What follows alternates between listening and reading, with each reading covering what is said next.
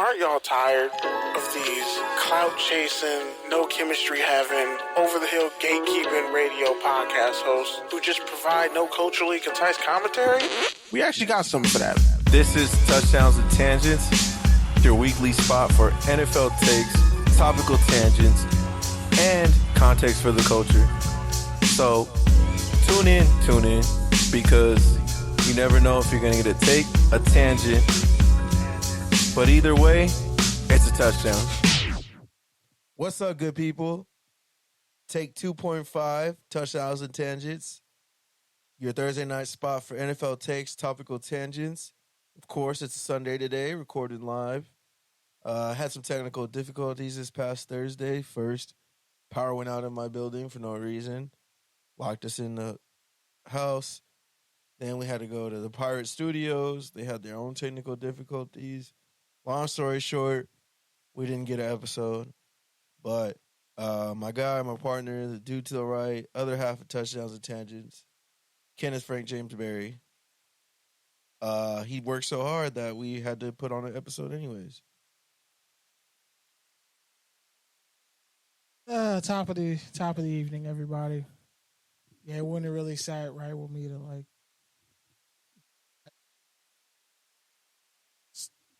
all these interviews and really good content I got, and to prove to y'all that I pretty much called the Pac-12's demise like 7 years ago when I said they should just form the PC3, and then actually getting to ask journalists. It wasn't like 7 years ago. It was like 5, 4? It was like 4 or 5. I feel like it was a solid 4. Yeah, I'm iffy on the timeline, but like I might have said it in college, but that don't really count. So yeah, I'd say 4 years.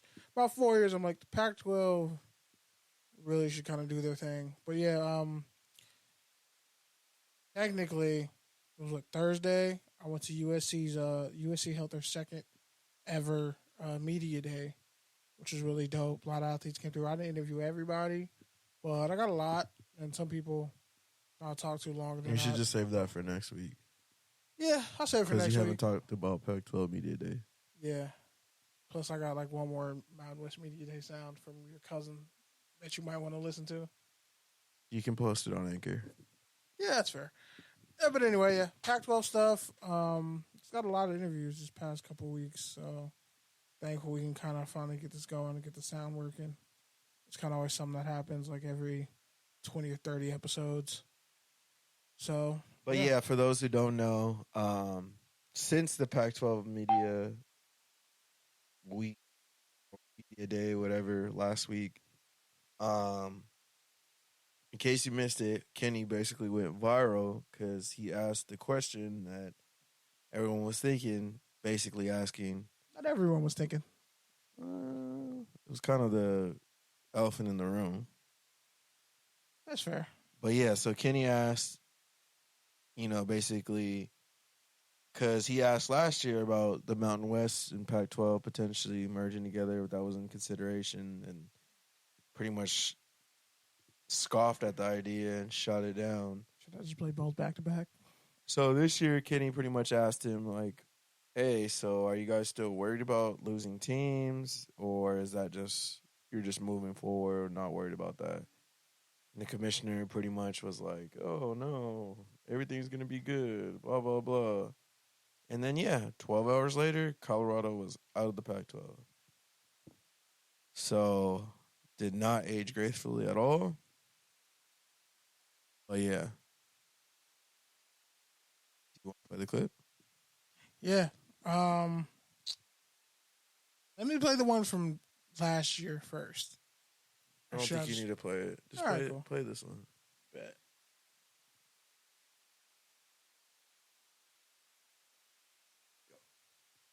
Kenneth Berry, Touchdowns and Tangents.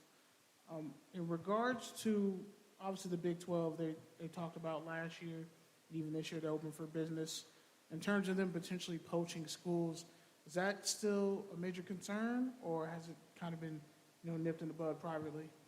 It's not a concern. Our schools are committed to each other and to the Pac-12. We'll get our media rights deal done. We'll announce the deal.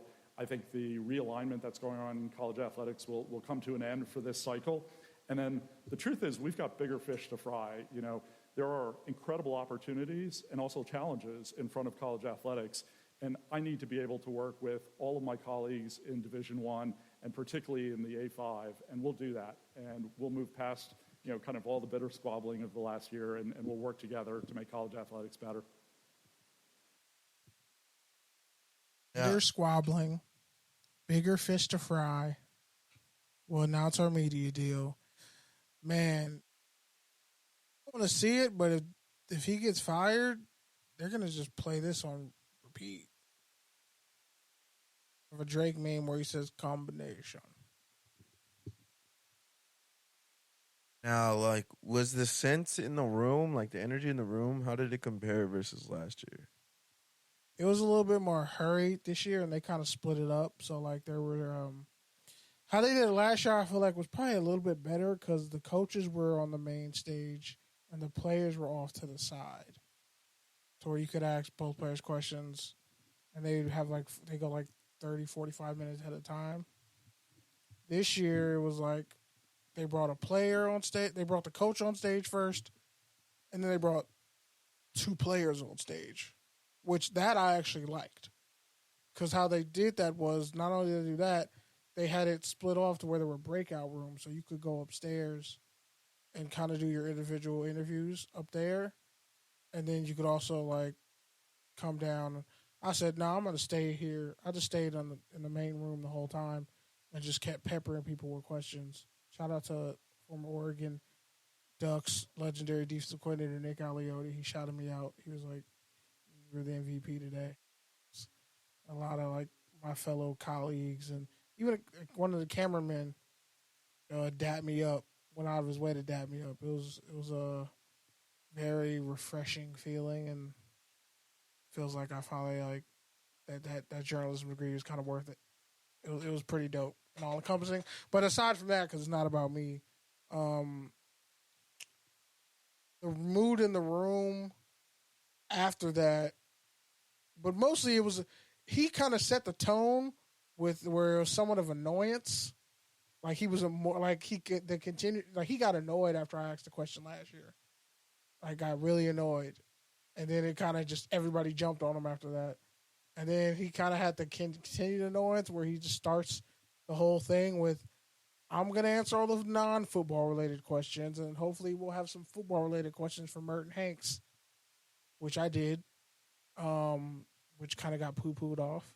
But, I mean, the Pac-12 says they respect the Mountain West, but the more they talk, it's like, you don't respect the Mountain West. You keep saying A5 as if the Mountain West hasn't clapped your cheeks in major bowl games for the better part of a decade in certain parts, and you've never won the Jimmy Kimmel Bowl, which I guess I could play that next. But it was just really Play the Jimmy Bowl. Standoffish. It was like, why are you this standoffish? Like, you're the one who said you're not going to announce the media day deal. And everybody kept asking, like, okay, if you're not going to announce it, does this mean that the deal is done, you just can't legally say anything? You know, is that allegedly, hypothetically, adjacently, along those lines, kind of true in any capacity? Nope. Just categorically denied, and didn't really, refute whether or not the deal was done. Just kept saying the deal's going to get done. And we're all like, well, dude, you're having a media day, inviting media, and this is being recorded live on television. Where's the TV deal? So, yeah, the fact that question did not get answered kind of had some people peeved, but he kind of buried himself with that statement, with his response to my question, which, by the way, I saw people sharing it and not tagging me, and I was like, all right, bet. Saw some other stuff in my content that was getting shared. Like, it only takes like 5 minutes to. I literally said my name, and you screen grabbed it. You could have just, added me. But hey, now I'm gonna play, Merton Hanks and what he said. He's pretty much in charge of like the actual on field, like rule changes and stuff on the field. That's pretty much his job. Kingsbury touchdown tangents. In regards to the Jimmy Kimmel Bowl, the Mountain West has kind of dominated that the last couple of years. Is there any thought to changing up the seeding or maybe adding an at-large to kind of swing the game back, in the favor of the Pac-12?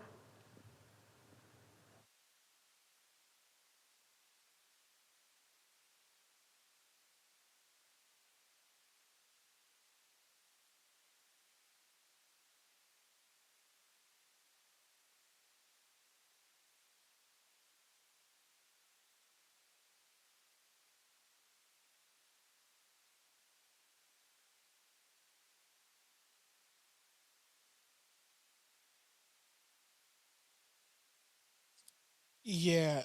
So also, I was sitting right at the stage. Like I couldn't. The only way if I was any closer, I was sitting on stage with them.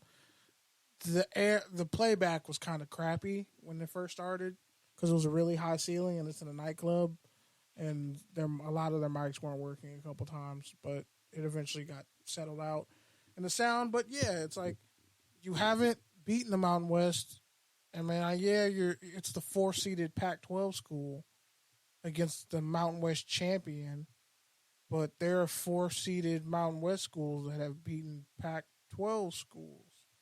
So it's not something that should really be poo-pooed. And the Mountain West talks about being automatic, trying to be an automatic qualifier, but they pretty much said despite not being an automatic qualifier, they still feel like they're a top 6 conference in where it's pretty much 10 conferences trying to get to the playoff. They feel like they're top 6, and their record against so-called top 5 is pretty good. So only the Pac-12 and other conferences are kind of really using that term of, A5. It really just, they've kind of trained people really good as far as like PR in terms of that phrasing, because, Mountain West had like 3 10-win teams last year. They've had more guys drafted than a lot of, some SEC schools. They've had more guys drafted coming out of the Mountain West in the past decade. So I definitely think it's going to shake things up as far as the conference. And since now they're definitely down 3 schools, well, people are talking about, they could just take Sacramento State. They're not taking Sacramento State. Their facilities are worse than some high schools. Like, their facilities are not on the level to be picked up by the Pac-12, even though Sacramento State has had a really great run at the FCS level the past couple of years, under new Stanford coach Troy Taylor.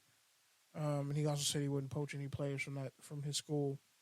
You would have to either combine with the Big Sky or raid all their best teams.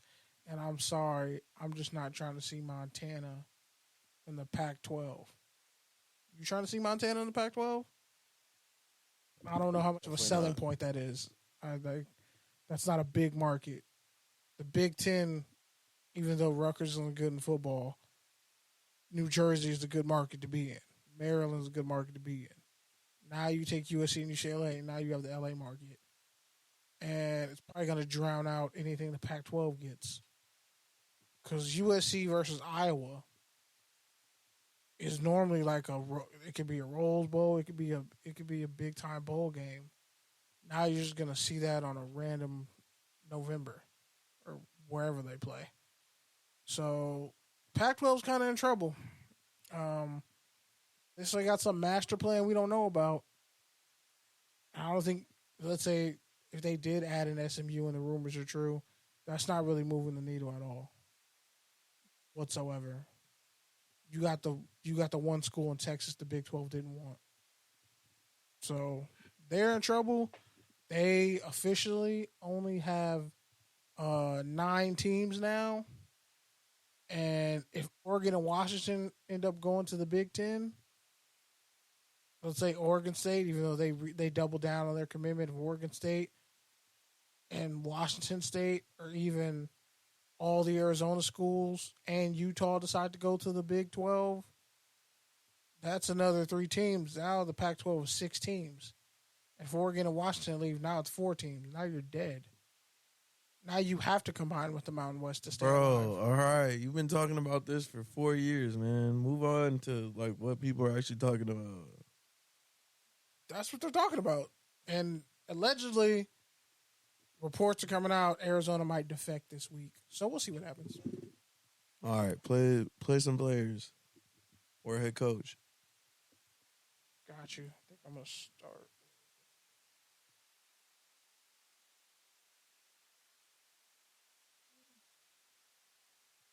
I'm going to go with this one.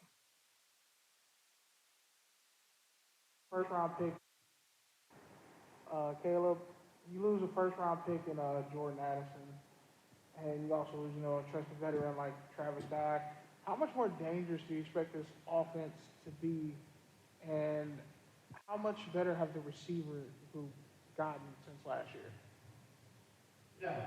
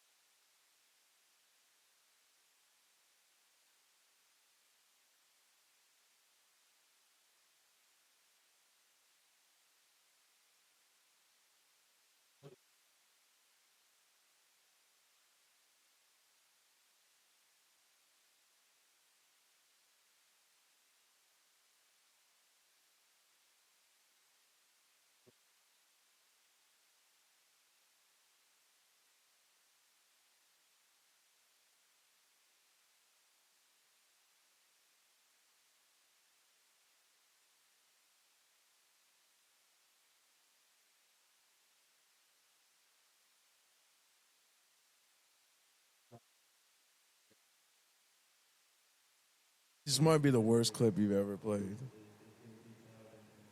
Playing it for a reason.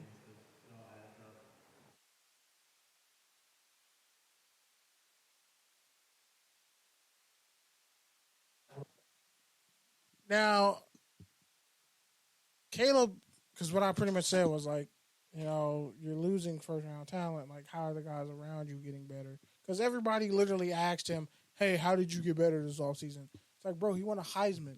How do you think he got better? Like, he answered that question 87 times. Yeah, but you didn't really ask him that. You asked him like 3 questions. If you would have asked him the question like how you just said it, I think you would have got a different answer. Yeah, well, when he brought up some names, which Marshawn Lloyd, everybody's been calling him like Saquon Barkley. I'm not even joking. He actually was really great in the spring game, but they said he squatted like 700 pounds and is benching like 500, like doing ridiculous weight room numbers. So he transferred from South Carolina. So that name coming up, and then he mentioned a couple of receivers, but they literally, I looked at the depth chart and who they have. They literally are deeper at receiver this year than they were last year. They're about 10 deep. And that's not even including some other freshmen. It's just like Branch might be the 11th guy. But they literally go that deep. And then they moved Raleigh Brown, who was a running back last year. They moved him to wide receiver, but he's going to play both. Yeah, their offense is ridiculous. Like, even more than this year. And then also from I'll play some stuff next week, but I talked to specific people on the offense, so that was actually really good. As far as USC goes. Let's see. Yeah, I took it more as like he pretty much just downplayed the presence of first-round talent in his offense last year. And kind of downplayed himself and what makes the offense dangerous. Nah, he did the opposite. He upplayed himself. He doubled down on himself. Because that's what he said. What, did something happen to me? So he pretty much saying, like, it doesn't matter about those guys. I'm still here. Well, yeah, like, that's why when I said it, I was like, bro, obviously I'm including you because you're in the offense. But I'm saying they can't double anybody like they could have doubled Jordan last year. So obviously the offense more dangerous because they don't know where the ball is going. Like they really don't know where the ball is going at all.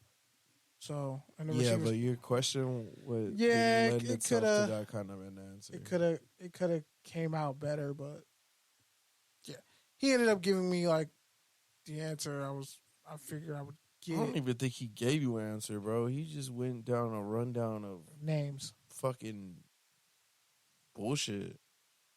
Yeah, he talked about every part of the process. He talked about every position. He just was fucking rambling.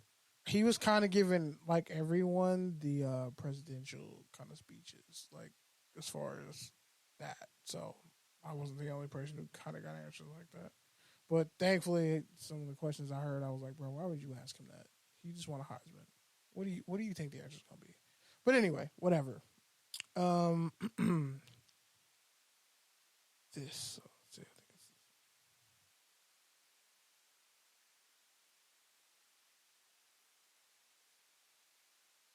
Shit, no, that's the wrong one. Whoops. That's about Jay and Delar. I was already touched on.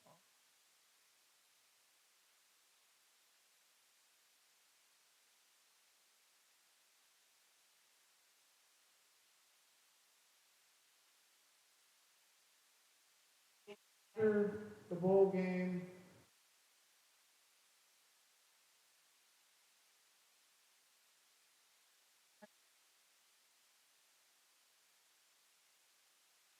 preparation in the game itself.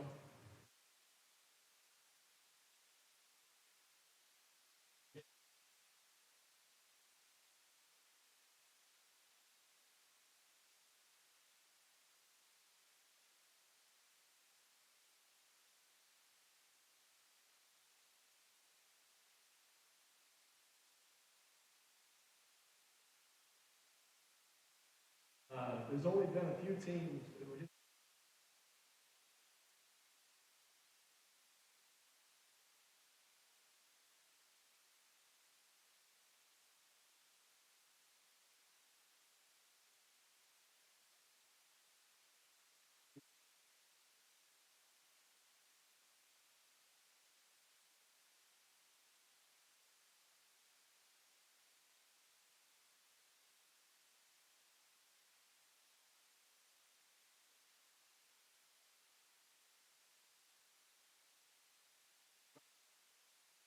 What excited about building on that tradition?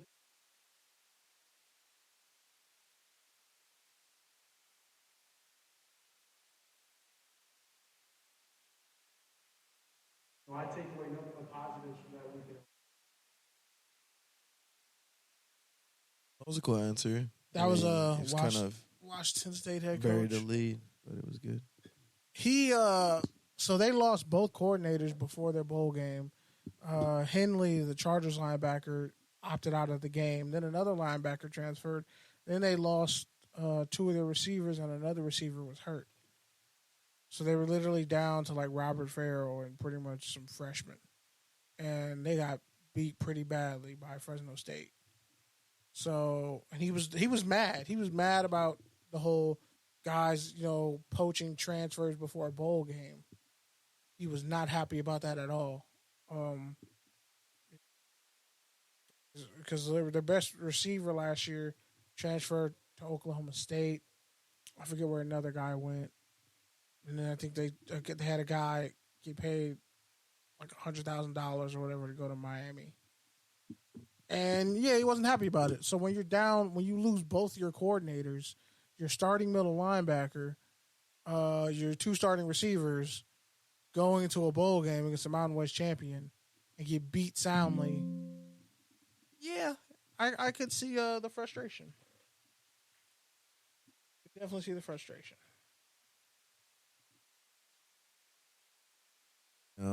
Play something from, I'm trying to find Bo Nix.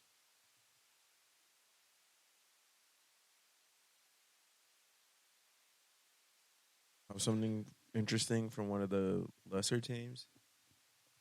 Cal? I mean, Oh, it doesn't have to be from Cal. It could be from Oregon. Colorado. It could be from Arizona, one of the Arizona schools. I know last time you played the Colorado Clips. Let me play Washington. I mean, if you want, just play Washington State though.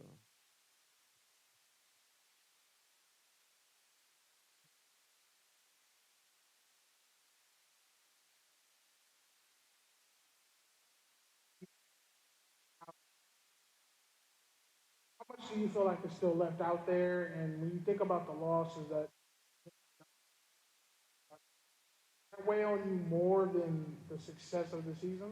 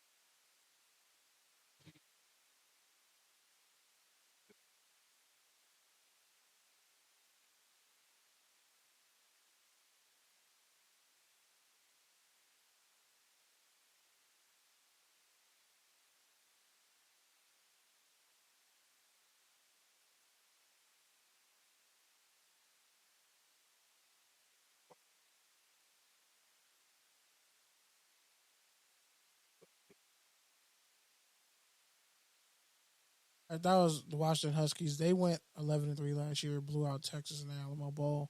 And the crazy part is, if they don't lose to Arizona State, I guess you would call that a fluke because Arizona State was terrible last year.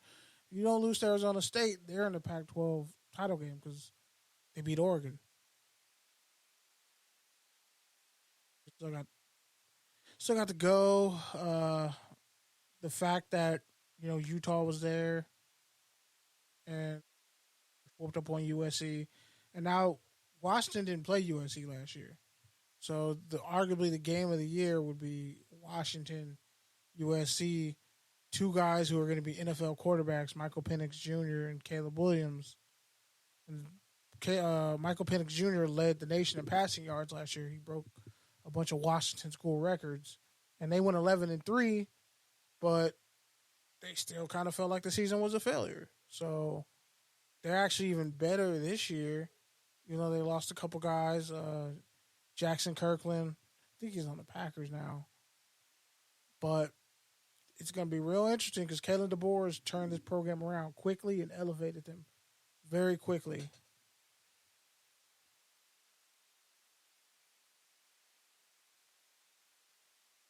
Play some of the Colorado stuff. Yeah, I'm looking for it.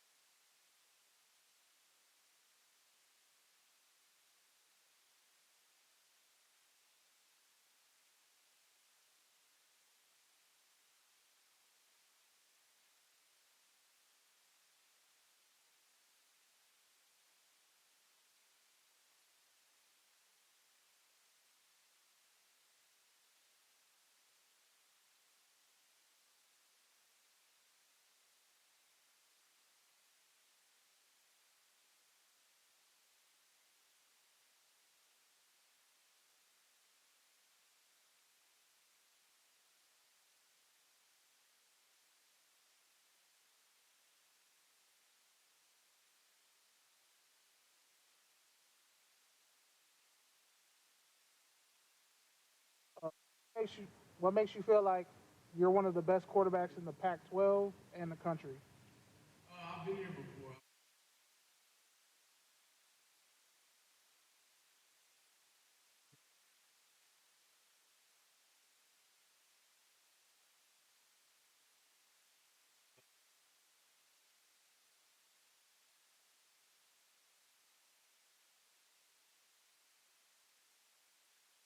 I was a transfer quarterback, former Jackson State QB, pretty much won the Heisman for HBCU players and just at that level.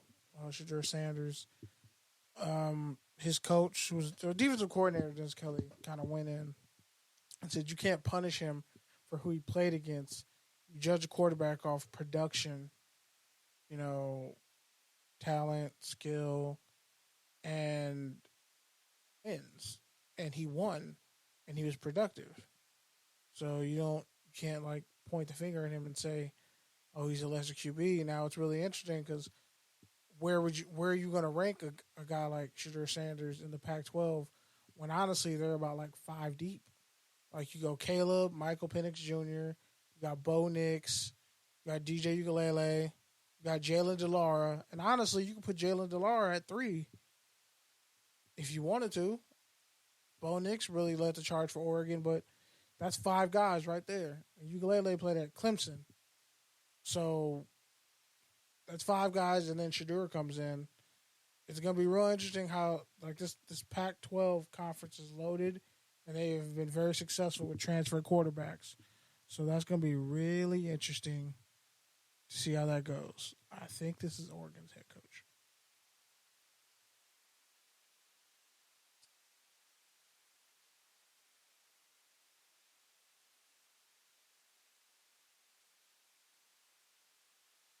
Just about next, I'll just play this.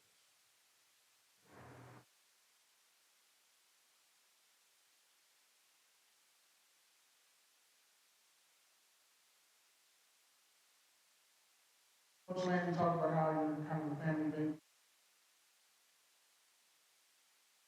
Describe that, and obviously being someone who kind of transferred and been around longer.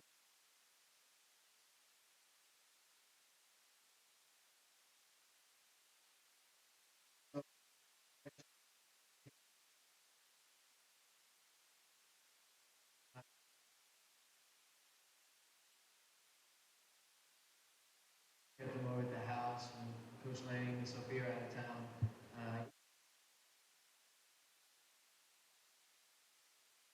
On that, we want to be the most connected team possible, and I mean, what's better than babysitting, his kids and making sure they're good. Because at the end of the day.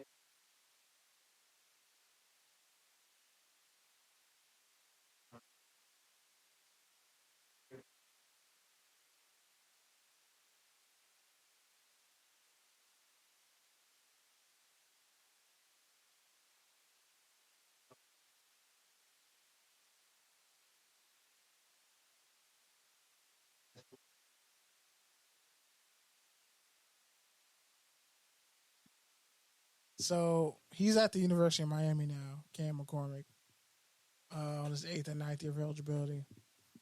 And Bo Nix, yeah, he babysits Coach Dan Lanning's kids, and Dan Lanning just got a contract extension this week. And because like Dan Lanning came from Georgia, Bo Nix came from Auburn, so they have that synergy from the SEC. And he's like, yeah, he's a competitor, he's a gamer. Bo Nix threw a game-winning touchdown to beat Oregon a couple of years ago when Hebert was at Oregon. I think he was a true freshman when that happened.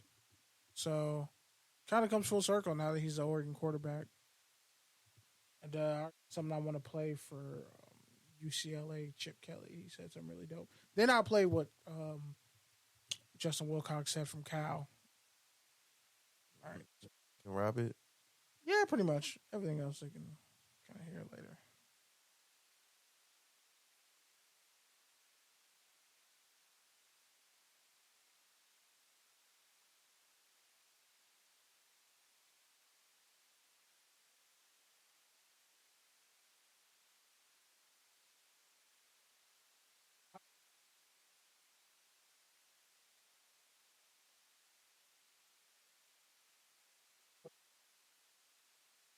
Yeah, Chase is awesome.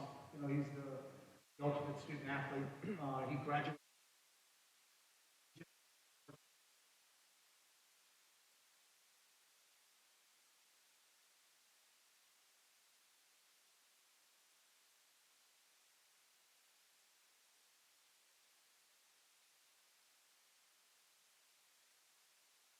A lot bigger at that position. Was unanimous vote. They all voted for him, and I think the whole team.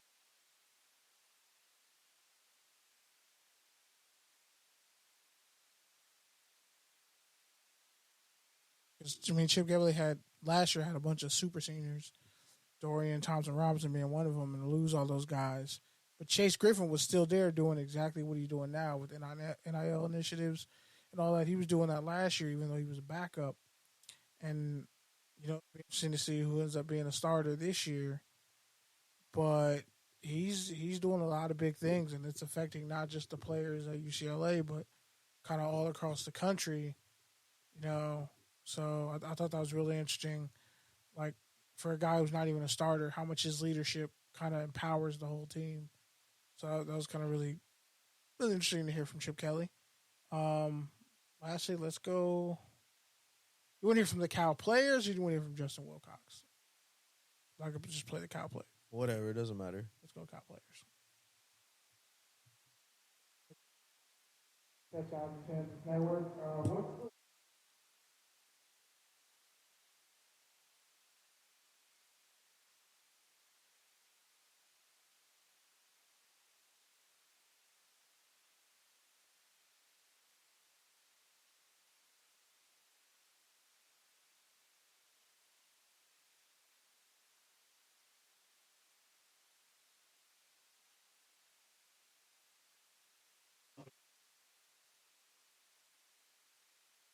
As a young guy, you come in, there's a lot of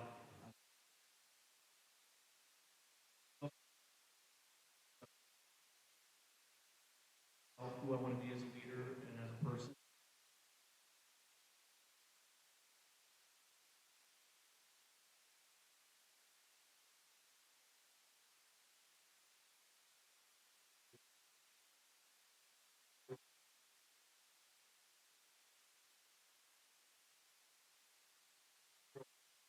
Memorial Stadium was sold out, it was rocking. So it'll be fun to see what the big game looks like at a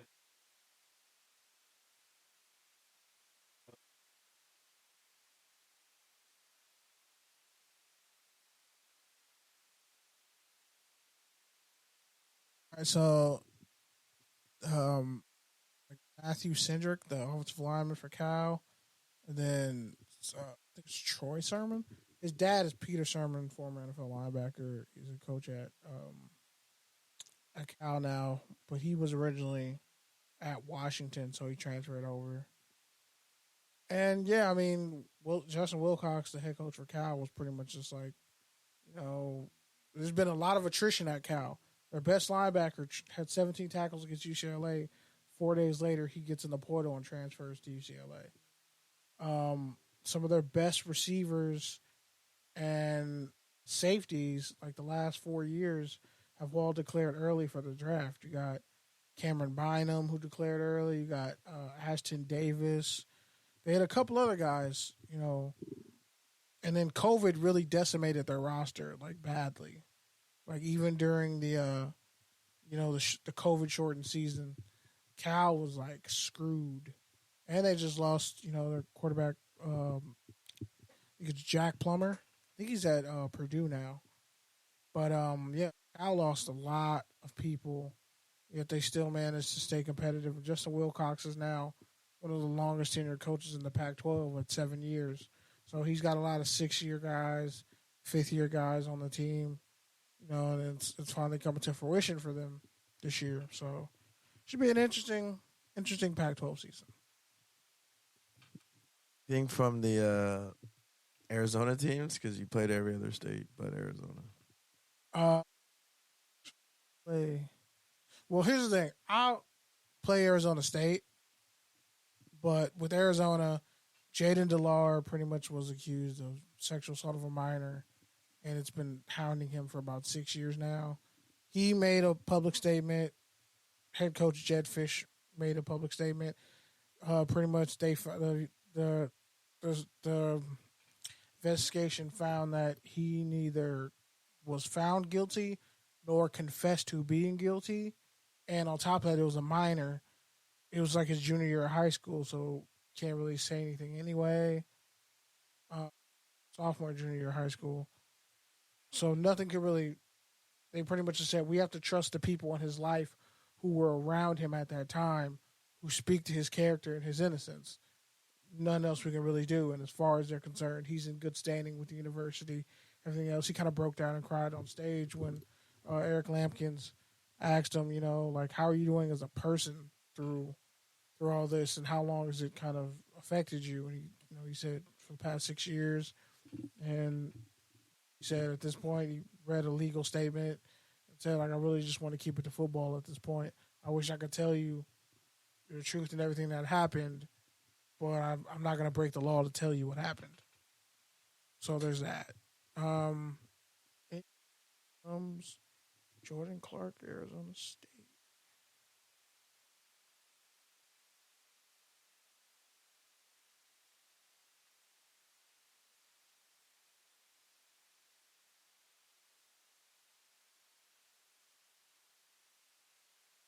Jordan, how has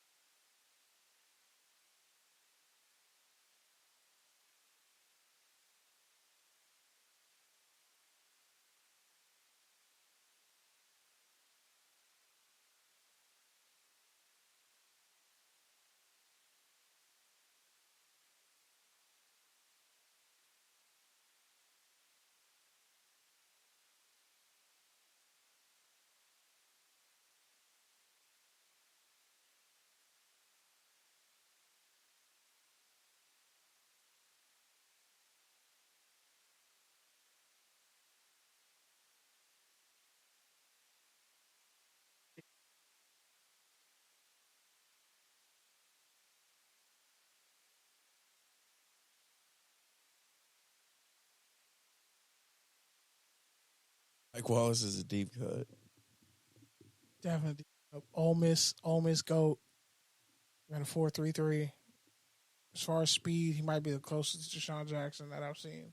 It's just lightning Definitely fast. wasn't a Dolphins great though. It's happened. But he also wasn't as bad as Santonio on the Jets, so there's that. Played for what? He played for the Steelers, the Dolphins, the Ravens, and I think one other team. That sounds right. But kudos to Mike Wallace. All right. Anything else you want to say on Pac-12 Media Day as we wrap it up? Really, just Stanford's going to be interesting to me because Troy Taylor's bringing his spread up-tempo offense to Stanford when for decades, especially, Shaw, Harbaugh, intellectual brutality, run the goddamn ball, 9 linemen there, 5 linemen, an extra 3 linemen, and a tight end somewhere. That offense is going to be totally different. And a lot of guys who chose to stay are like really emotionally connected. And it's going to be interesting to see how many games Stanford wins, whose season they spoil. But yeah, can't wait for August 26th when USC plays San Jose State. All right. And we already kind of alluded to it earlier, but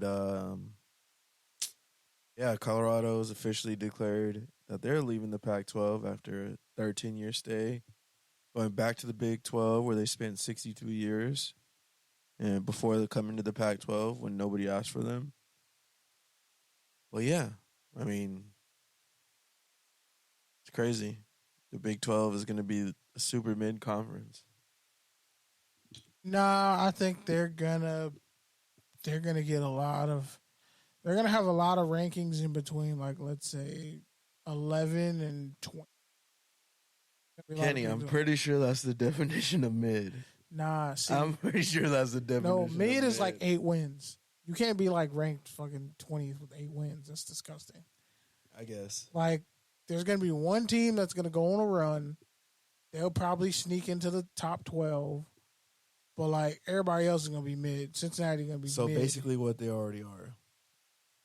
Kind of, yeah. Just all in one conference and just, like, the teams at just the top. Just more spread out. It's going to be the same, just more spread out geographically. And harder to predict a winner every year. Mm. Like, Baylor, TCU will be at the top. West Virginia? No, they're in disarray.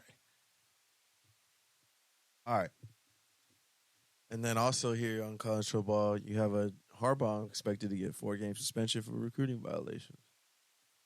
They're probably going to be 4-0 by then. If they did, that'd be like the greatest win. And whoever's the interim coach will probably get a head coaching job off that 4-0. Probably. We'll see. All right, moving on. Stuff we got to talk about this week. Let's talk about it. All right, in case you missed it this week, the big news, especially out here in Los Angeles, Bronny James collapsed from cardiac arrest in practice this week at USC. It's the second time in a year that this has happened at USC. They had their 7-foot center who had a similar incident last year. Overall, though, that first situation kind of prepared them for this one. They had a defibrillator right on site. They were able to transfer Bronny quickly and timely to Cedars-Sinai. He was able to get treatment in the ICU. He was quickly moved out of the ICU. He was quickly released like a day or two later. So overall, I think the sentiment is that he'll make a full recovery. I think the James family is going to take some time to figure out what exactly happened. But at least first initial kind of feelings are that he will kind of be back to where he was before. But yeah, it's just going to take some tests, research, etc. And so the James family has asked for privacy during this time. But yeah, scary situation, but overall could have been a lot worse. And I read somewhere that it's a big stat, 1 in something, I don't remember, but it wasn't that high of a number. Like, it was like 1 in 5 kids will have this kind of happen. And we talked about it before, but, you know, like these Division I schools and stuff, like they have trainers, but what about like the high school soccer team or high school, you know, volleyball team? A lot of these schools only have one athletic trainer and they can't work all sports all season long. So, I mean, even if you're not a coach, even if you're just in a family with, you know, elderly people or people that are active or people that are just have heart issues, like we should all kind of work on our CPR certification so that if something happens, we can recess and revive and help.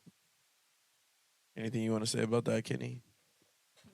Yeah, pretty much just, I mean, most high school kids aren't getting EKGs. Hell, like once you just get into high school, when you got to take all your shots or whatever, how many times are your parents taking you to the doctor to check your heart? It just doesn't, like, even though for people it's covered in your insurance, it's just not something, like if you go to your primary care physician, they're not going to say, hey, you should go get an EKG done. They'll do everything but that. They'll say to go get blood work done.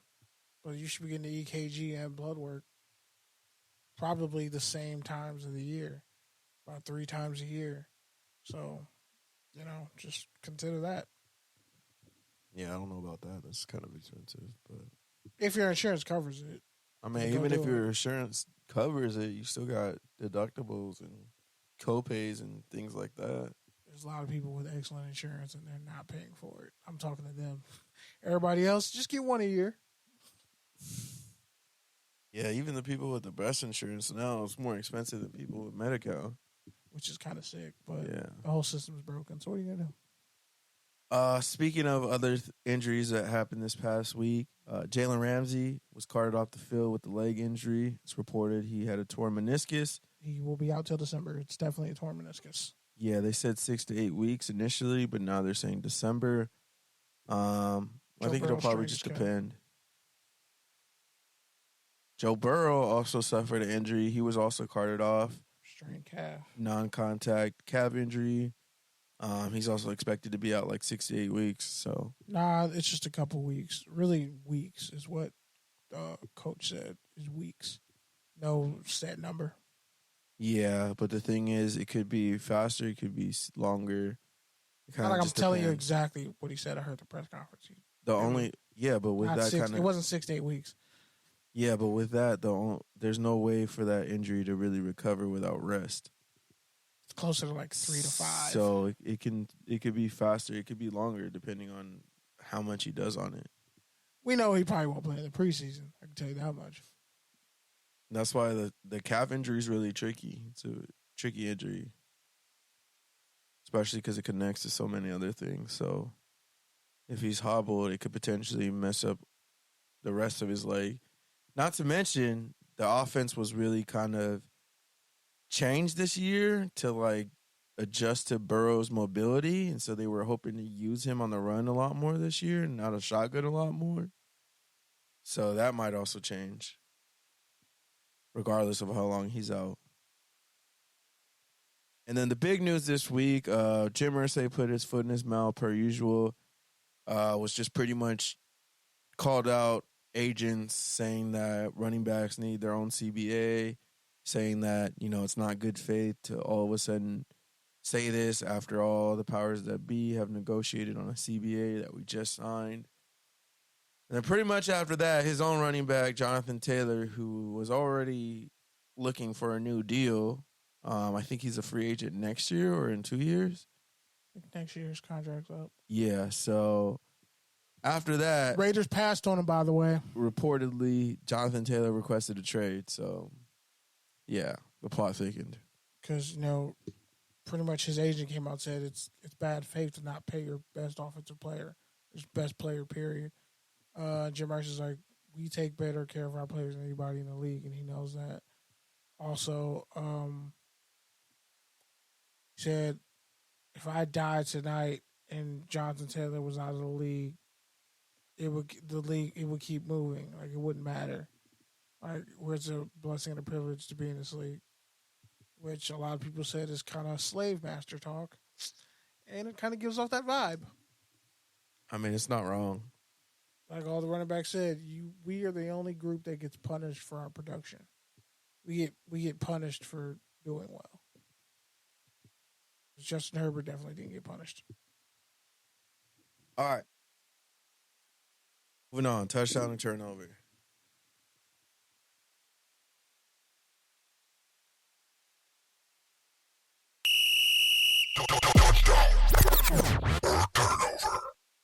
All right, Justin Herbert signed a 5-year deal worth $262.5 million.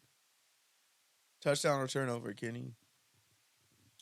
Multiple touchdowns. It just depends how many touchdowns his defense is going to give up once he has them up in the game. I'm going to say it's a touchdown for Herbert, of course. Might be somewhat of a turnover for the Chargers. I mean, we all know this is kind of how it works. You know, each quarterback kind of slowly ones up each other. But, I mean, right now, Herbert's making more than a lot of quarterbacks that have played in the Super Bowl. So, he's got to do his part and deliver on that by getting them into the postseason, like a deep run, not just showing up losing a 27-point lead to the Jaguars. Like, they need to actually do something in the playoffs, not just not being able to score a touchdown to get your team in the playoffs versus the Raiders the season before. I think the year before that, they got clapped in the playoffs. So, if Herbert's going to make that contract pay off, he's got to win some playoff games. And as far as, I mean, if I'm Joe Burrow's agent, I'm seeing dollar signs because whatever Herbert got, that's where we're starting the conversation if I'm Joe Burrow. All right, next one. Trevon Diggs signs a 5-year extension with the Cowboys worth $97 million. Touchdown or turnover, Kenny? This team is no longer focused on offense. They're loading up the defense, which is smart. They're preparing for life after Dak and Zeke. Hopefully, Stephon Gilmore holds up his other side because, yeah, Anthony Brown was kind of a stepping stone for a few years. But good for Diggs. All right. Andrew Thomas got a big deal. I think it was like $171 million or something. I forgot. How much it was? $117 million. I think he had like 71 or 63 million guaranteed. Yeah, touchdown or turnover. Saquon pissed. Saquon got to be pissed. Yeah, 117 million, 67 fully guaranteed. PFF has him as a top 5 left tackle. Overall, though, I mean, I think for the Giants, they got their tackle locked up. They got their quarterback locked up. They got some key players on defense locked up. And really, they were able to get Saquon a 1-year deal, but same thing with them. Like, they got to compete in that division. Like, you definitely got to sweep Washington, whatever they are, and you got to find a way to split with the Cowboys and the Eagles. And even then, you might be an outside looking in of a wild card. So it's going to be tough for the Giants. And the worst part is, like, those teams aren't old. Like, the Eagles have old players and the Cowboys have some old players, but their key guys are young. So they're going to be around for a bit. But yeah, overall, it's a touchdown. All right. Titus Howard got a new deal. Another offensive lineman for the Houston Texans. Touchdown or turnover, Kenny. Good for him. Good for HBCUs, Alabama State alum. They had him at guard for a little bit. They put him back at tackle. Good to see finally him and Tunsil. I mean, what better person to like have as a teammate is Laramie Tunsil on your starting tackle? True. Like, his negotiating skills aren't matched. Trey Hendrickson got a 1-year extension. Touchdown or turnover. $21 million. Yep. So did Danielle Hunter got, I think, 1 year, $20 million. Yep.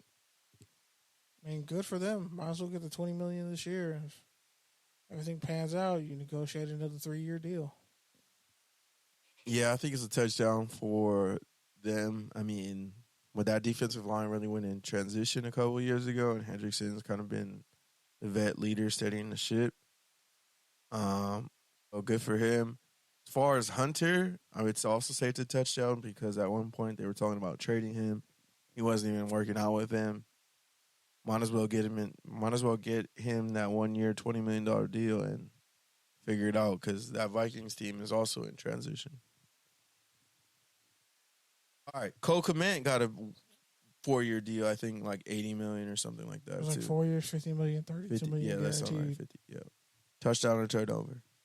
Touchdown. Saquon's even more pissed. Josh Jacobs is still crying somewhere, probably. Yeah, that's crazy. All right. And Aaron Rodgers renegotiated his deal, took a $35 million pay cut, is now only owed $75 million instead of $110. Touchdown or turnover. That man told Sean Payton to keep his coach's name out his fucking mouth. Yeah. It's hard knocks. And on top of that, Aaron Rodgers in New York is going to be interesting, just media-wise. Sean Payton really had no business saying what he said. And the fact that Aaron Rodgers, when you take a pay cut like that, it's serious. Keeping guys happy, probably keeping guys on defense happy. Yeah. All right. And then the last two. The Raiders finally signed Marcus Peters to a 1-year deal. Touchdown or turnover? Business. Obviously, it's a touchdown. He asked Charles Woodson for his Wesson to wear 24. Of course, he got it. Was always meant to be. The Raiders also got him on a bargain, only like $5 million. So, for a starting corner, that's easy work. They have a lot of young guys in that secondary. Tyler Hall, Nate Hobbs, small dude from Louisiana Tech. Amik Robertson. There you disrespectful. go. Amik Robertson. There's one more, too. Bennett. Jacorian Bennett from Maryland, the rookie. So, I mean, what a better veteran presence to learn from than a coach's son, a guy who's basically been in the postseason every year he's been healthy. And, yeah, a guy who's basically number one in interception since he's got into the league. So, touchdown all the way around for me, something I've been waiting on for a minute. at least like 5 years. And I'm glad it's finally happening. And I hope he's good for more than 2 years. And I hope we can finally get some fucking interceptions and not have to wait till week 8 to get an interception. But yeah, it does close the door on that other Patriots safety that we were trying to bring back, whose name I can't remember right now. Duron Harmon? There you go. Duron Harmon. All right. Melvin Gordon joining the Ravens on a 1-year, $3 million deal. Touchdown and turnover, Kenny. It's like their 7th running back. Yeah. It'll probably be neither. But hey, it's Super Bowl champion Melvin Gordon, so whatever. All right, Gotta respect that. Take your tangent. Take or tangent. All right, so the Vikings Addison emergency was caused by his dog, apparently. Take or tangent?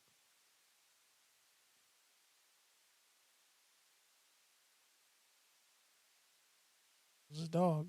I mean, what better plea to cop than to cop it with an accomplice that can't talk? Peter, where you at? Yeah. You was trying to save an animal's life. Where y'all punk asses at? Yeah. Should have used someone else I know should have used that legal strategy. Blame it on the dogs. Yeah, but that dog died, so that doesn't really work. No, I was talking about Dugga.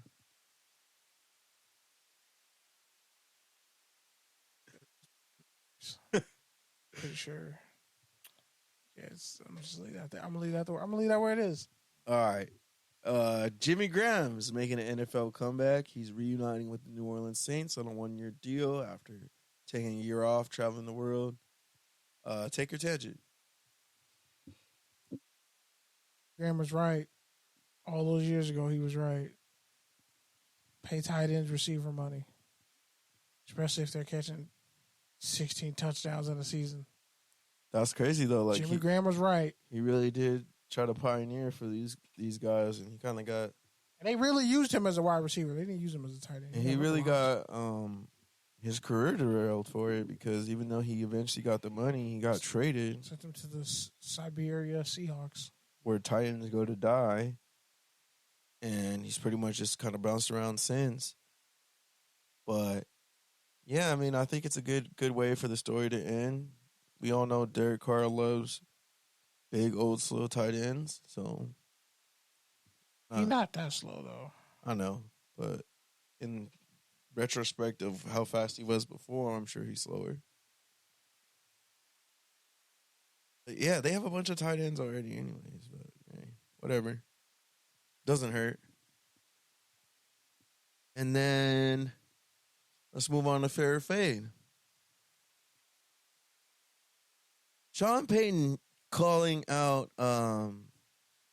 last year's coach, Nathaniel Hackett, basically saying it was one of the worst coaching jobs he's ever seen in his career. The Jets clapped back. Aaron Rodgers clapped back saying keep his coach's name out of his mouth. Payton has since said that he shouldn't have said that. Well, fair or fade, Sean Payton calling out his predecessors.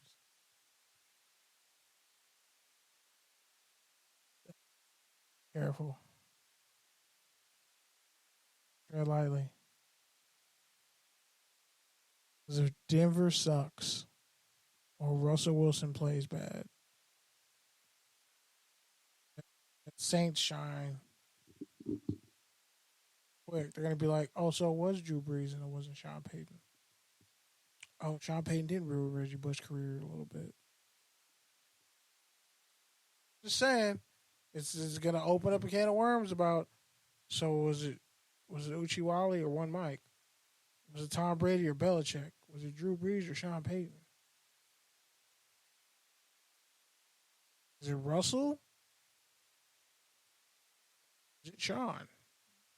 Yeah, and I think that's where he's kind of getting himself because, like, if this doesn't work out, he's not going to be able to just be like, well, yeah, like, I need a quarterback or I need this or I need that. Because, well, you said it was just the coaches. And so we made a change. And so, yeah, like, if it doesn't work, he's got no one to blame but himself. So, we'll see how it goes. All right. Calais Campbell called Mac Jones the only QB who made disrespectful trash talk. Fair or fade, calling out what's said on the field out in the media. Put it to you like this. As a former defensive lineman, we already hate quarterbacks. But we give y'all a pass on the field and in life. So if you call out a quarterback for being dirty, they're dirty as hell. This isn't the first time he's been called out for being dirty. You're not at Bama, bro. Like, someone will smack the shit out of you. You will get punched pregame in the face. Somebody will come after you.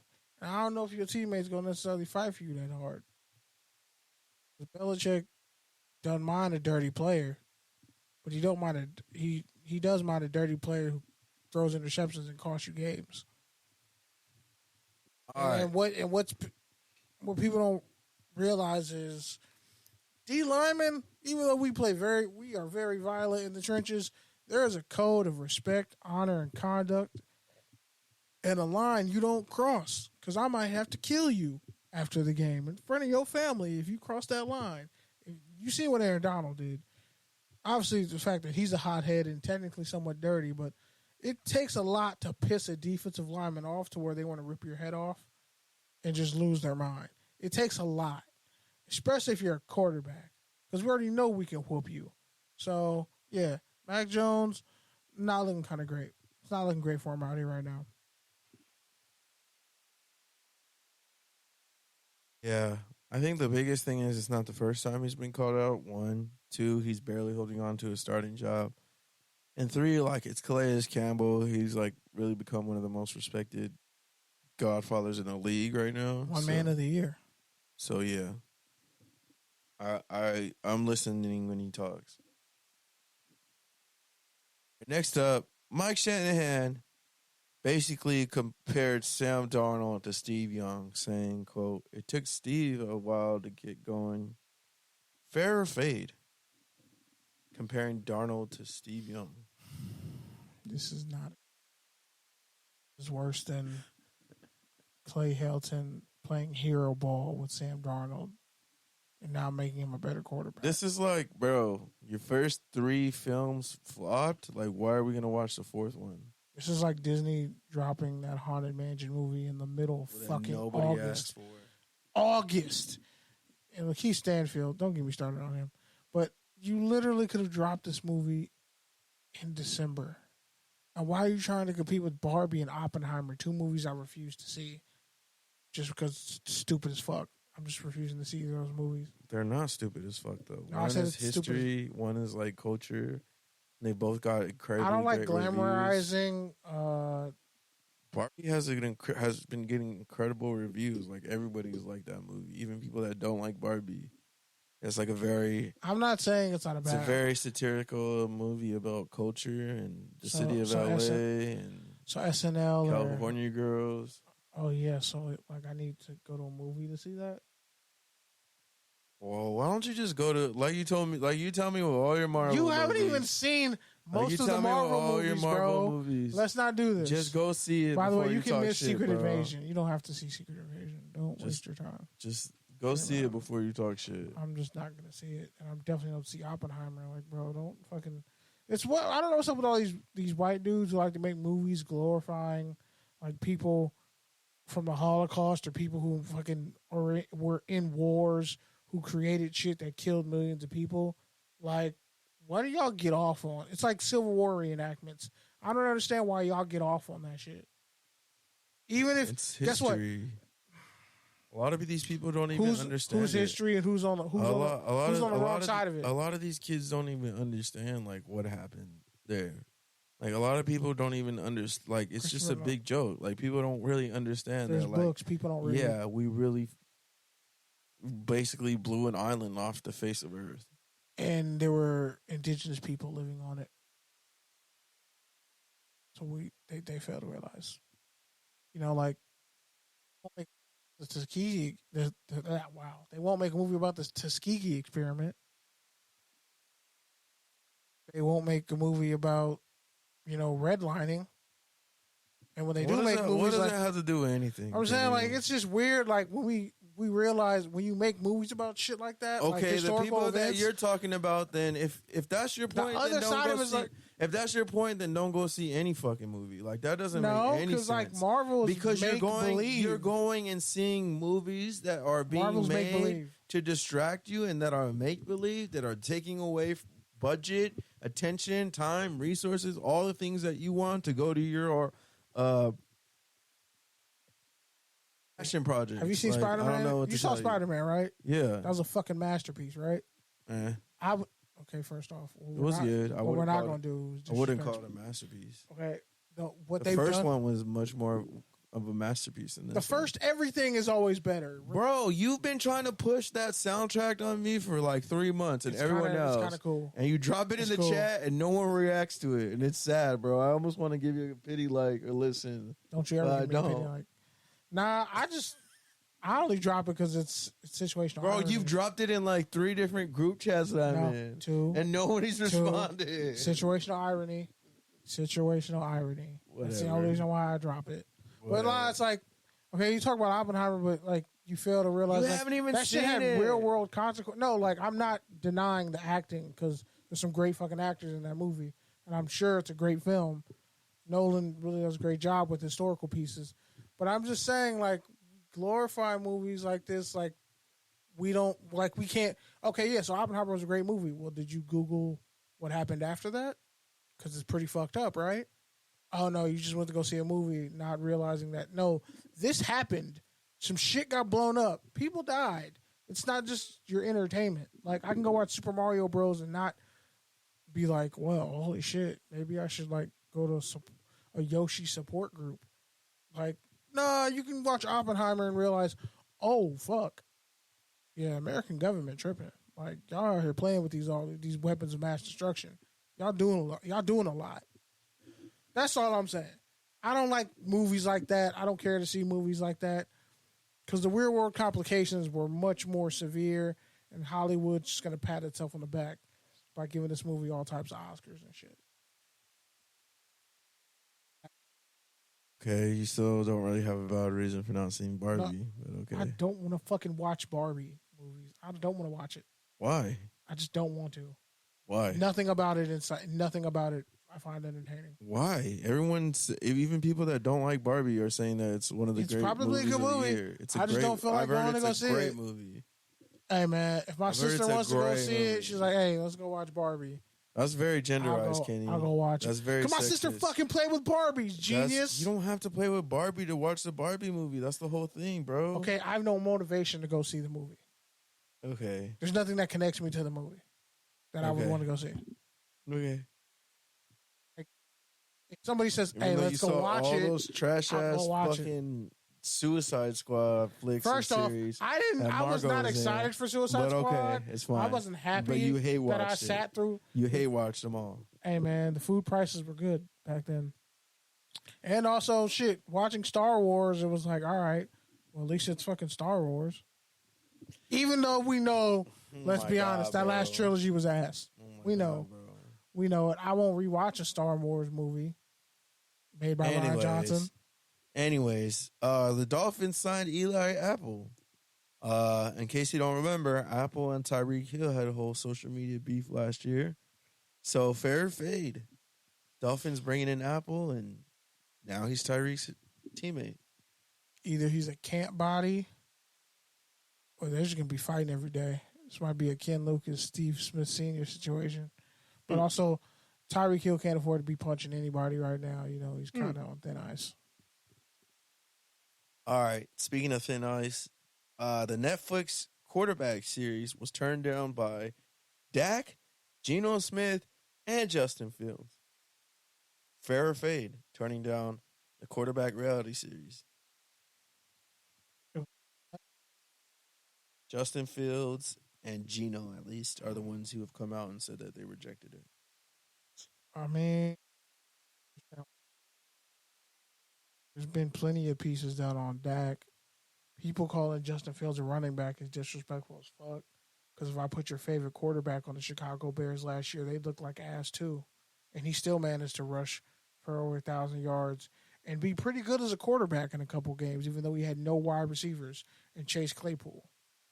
So people should be more respectful. But again, if Justin Fields the same production, he'd be fucking championed and people would throw roses at his feet because that's just how it works.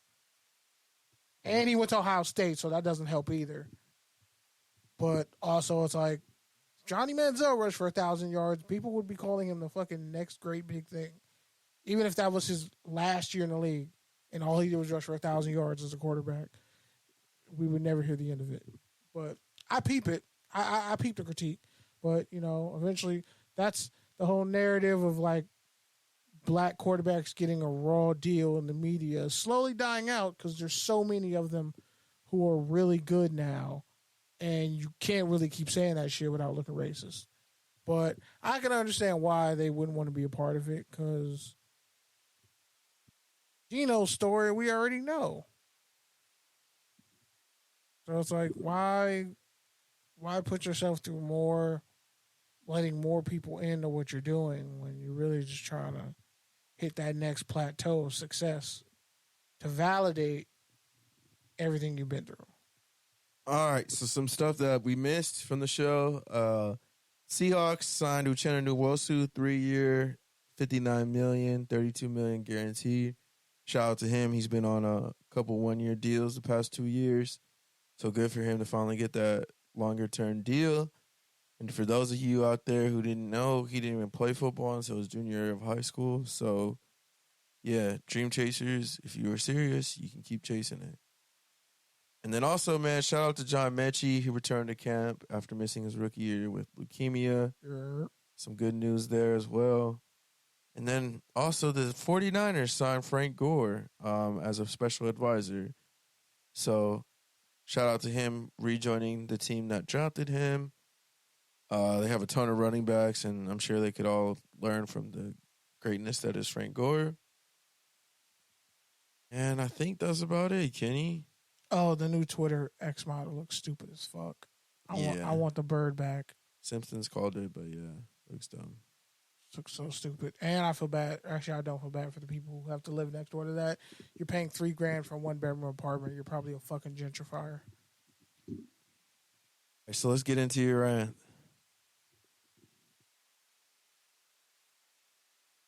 Thinking about a lot lately as far as my life and where it goes next. Again, if to have some validation as far as like reporting wise and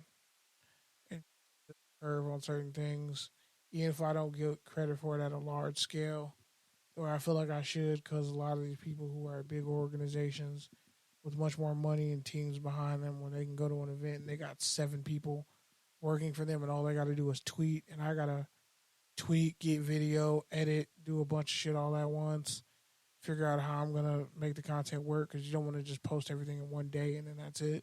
You kind of want it to live for a little bit. And I'm kind of getting better at doing that.